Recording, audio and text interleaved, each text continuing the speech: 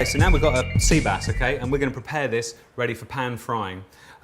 This is a whole fish, you can see it's still got its guts in. Nobody's done anything to this yet, okay? So what we've got to do is get it ready. First of all, just gonna check it's a nice fish. You can see it's wet, which is a good sign, okay? It's got nice wet gills, the eyes look fresh. It wants to just look pretty much alive as much as possible, okay? Smell-wise, just of the sea, okay? And nice and firm. Now this has got scales on it, which is one thing we do have to get rid of before we start doing anything else, okay? So to do that, see how thick those scales are? Okay, now if I was just to rake them off like that, they tend to ping off and stick to everything. So I'm going to take it to a sink of water, fill it right up with cold water, get the back of my knife, and I'm just going to rake them off underneath the water and just let them collect up in the sink drain.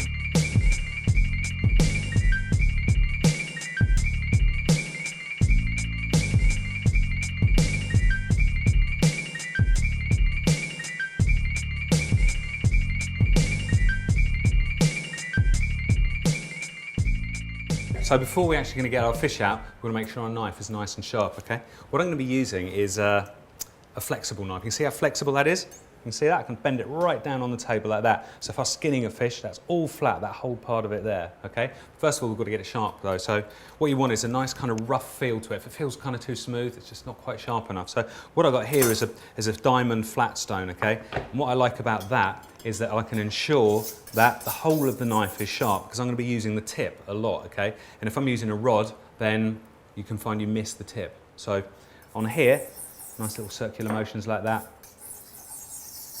sharpening it away. And these can be quite aggressive, these stones with the diamonds on it, so you don't want to spend too long doing it because you will get a good edge fairly quickly. And if I just rub it on there, yeah, that feels nice and sharp now. If you imagine touching the edge of a razor blade, how thin it feels, that's what we're looking for, okay? So, to get the fillet off, what we want to do is make sure we get the most of the meat behind the head. So our first cut, we're going to angle the knife in a little bit like that, okay? Rather than just straight. So, in there, right down there, there. That's our first cut, okay? Now it's a fairly straightforward cut right the way down the fish. This is what we do with round fish, okay? If you're filleting a flat fish or a bream, something like that, then it's a slightly more technical process. We can get our knife in here, find our way on top of the bone, okay? Now you will be cutting through pin bones, but this is a sharp knife and it will sail through those pin bones. But what's important is that you keep your knife nice and flat like that so that we stay on top of the backbone and we don't start cutting down through it or leaving any flesh on the bones, okay? So all the way along like that. And there we go. Take that off like that. That's a lot of roe in there, so just going to get rid of that. Okay, so let's just move that off for the moment. So now what we have is the rib area, okay? We need to get rid of those ribs, and we've got the pin bones that run all the way down there. We need to get rid of those as well, okay? So get our knife underneath those bones, and then using the whole length of the blade, we're going to try and scoop off that whole area, but in a nice shallow scoop. You can bend the knife with it, there we go, okay? All our ribs are in that area there. Okay, now that leaves us with just the pin bones, okay? Now the pin bones are the annoying little ones that you end up getting stuck on your throat, and they run all the way down there, okay?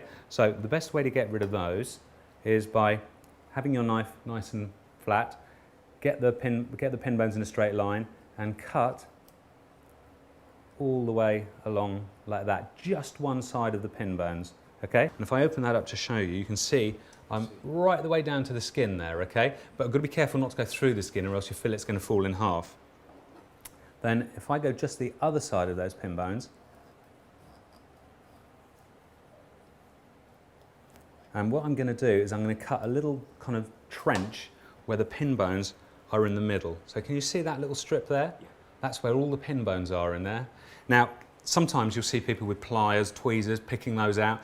That will pick lumps of flesh out with it and leave it a bit untidy. With this, what we can do is if we just scoop the first little bit out like that, okay, we can then, with the tip of our knife, just run it along like that, and in an ideal world, it will just keep coming out. Now, at this point there, those are your biggest pin bones. You don't really need to worry about these ones down here because they're so small.